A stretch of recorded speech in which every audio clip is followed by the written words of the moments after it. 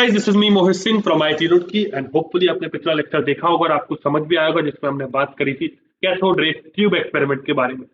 तो उसमें हमने बेसिकली देखा था कि कैथोड रे ट्यूब एक्सपेरिमेंट होता क्या है, उससे क्या क्या ऑब्जर्वेशन निकल के आती है और कैसे एक पॉइंट डाल्टन्स एटॉमिक थ्योरी ने गलत बताया था अकॉर्डिंग टू दिस एक्सपेरिमेंट। इतनी बात क्लियर है। तो होपफुली आपने वो लेक्चर देखा होगा। आज हम बात करने वाले हैं प्रॉपर्टीज ऑफ कैथोड रे। तो स्टार्ट करते हैं। देखो, एक ऑब्जेक्ट रख दिया हमने कैथोड रे के सामने। ये कुछ स्क्वायरिश ऑब्जेक्ट है। यहां से मान लीजिए कैथोड रे आ रही है। इतनी बात क्लियर? ये आ रही है कैथोड रे। हमने क्या देखा?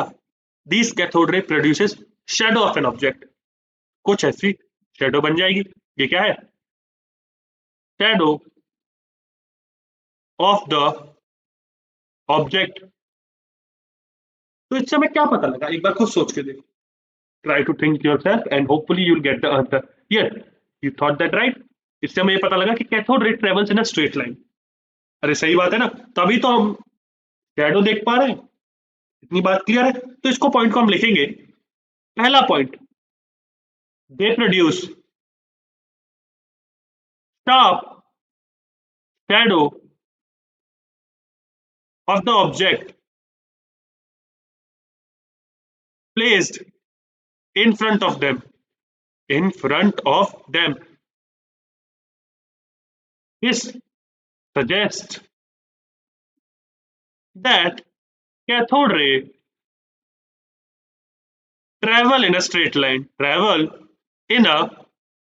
इससे हमें ये पता लग गया। इसमें कोई डाउट आपको होना नहीं चाहिए। अगर डाउट है तो कमेंट में पूछ सकते हो कि ये कैसे हुआ। I make sure that I answer your doubt. Okay, second point पे चलते हैं जो कि हमने एक्सपेरिमेंट में भी देखा था। ये एक पॉजिटिवली चार्ज प्लेट है, ये एक नेगेटिवली चार्ज प्लेट है। ठीक है, तो इलेक्ट्रिक फील्ड से हम इसे पास करेंगे। इलेक्ट्रिक फील्ड की डायरेक्शन ये होगी, आपको पता है पॉजिटिव टू नेगेटिव होती है। कैथोड रे अगर इसके बीच से जाएगी तो हमें पता है कि कुछ ना कुछ डिफ्लेक्शन शो करेगी थ्रू दिस। ओके, तो ये जो होगा पॉजिटिव की तरफ डिफ्लेक्शन शो करती है। इससे हमें क्या पता लगा कि ये नेगेटिवली चार्ज है। क्या है? नेगेटिवली चार्ज है। तो इस पॉइंट को हम लिखेंगे, they are deflected towards the positive plate in an electric field, suggesting that they are negatively charged।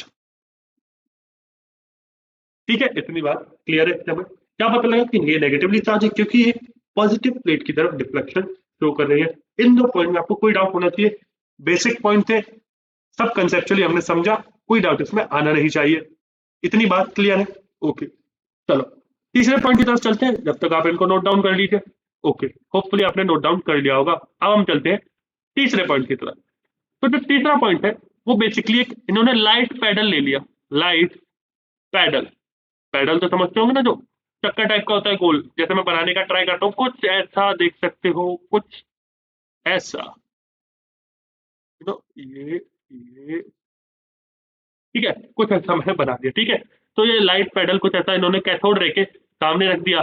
तो ये रोटेट करने लगा, रोटेट करने लगा ये। तो इससे हमें क्या पता लगा कि ये मटेरियल पार्टिकल है, मतलब इनके पास कुछ मास है। कुछ मास है तो काइनेटिक एनर्जी भी होगी। अरे समझ आया कि नहीं? एक लाइट पैडल रख दिया, कैथोड रे से टकराया, मूव करने लगा लाइट पैडल। इसका मतलब मटेरियल पार्टिकल है, उनके पास कुछ मास है, कुछ काइनेटिक एनर्जी है, तभी तो ये रोटेट कर रहा है। क्लियर और नॉट? होपफुली ये क्लियर होगा। चलिए अब हम इसको लिखते हैं। They can they can make a light paddle a light paddle wheel to rotate placed in their path. In their path, this means they possesses kinetic energy and are material। ई इधर होगा, double S इधर आएगा, and are material particles. ठीक है, तो ये बात आपको क्लियर होनी चाहिए। मैंने क्या बोला, लाइट पेडल उनके पाथ के सामने रख दोगे तो उसको मूव कराएंगे, उसे रोटेट कराएंगे। क्यों? क्योंकि इनके पास काइनेटिक एनर्जी है और ये मटेरियल पार्टिकल है, ये इससे प्रूव होता है। इसमें कोई डाउट होना नहीं चाहिए। होपफुली अभी तक आपको सब समझ आ रहा होगा।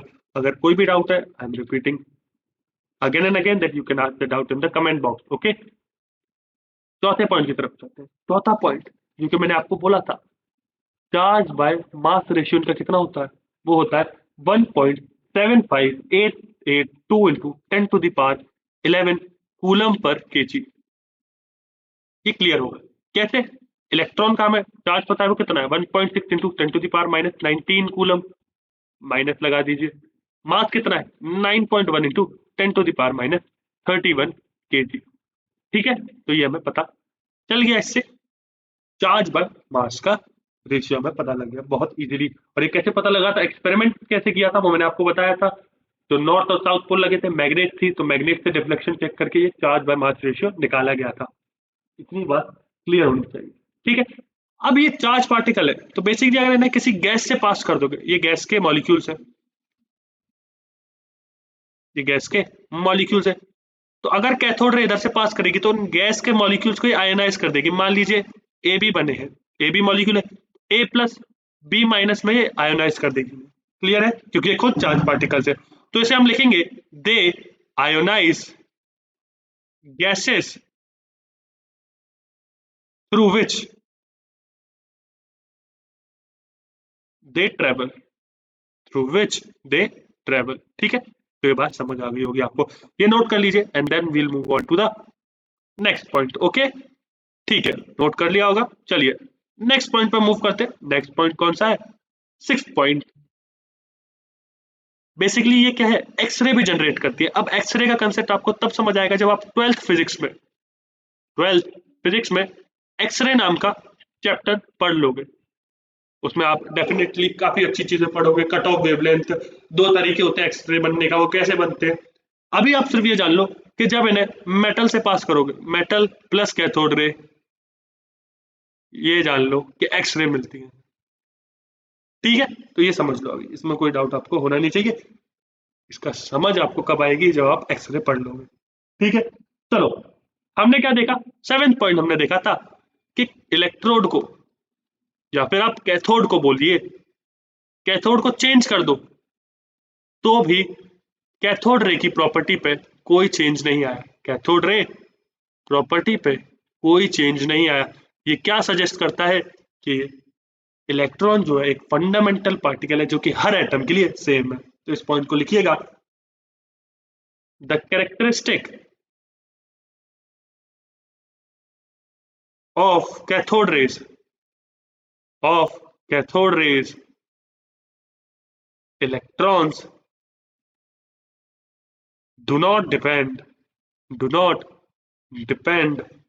on the material of electrode and nature of the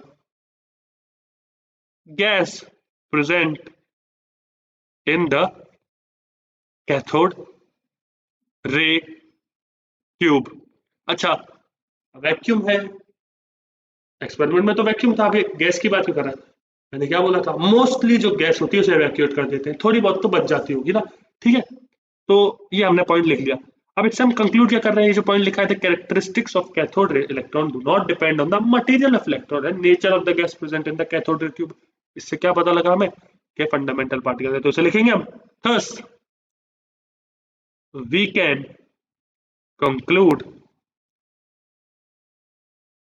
that electrons are basic constituent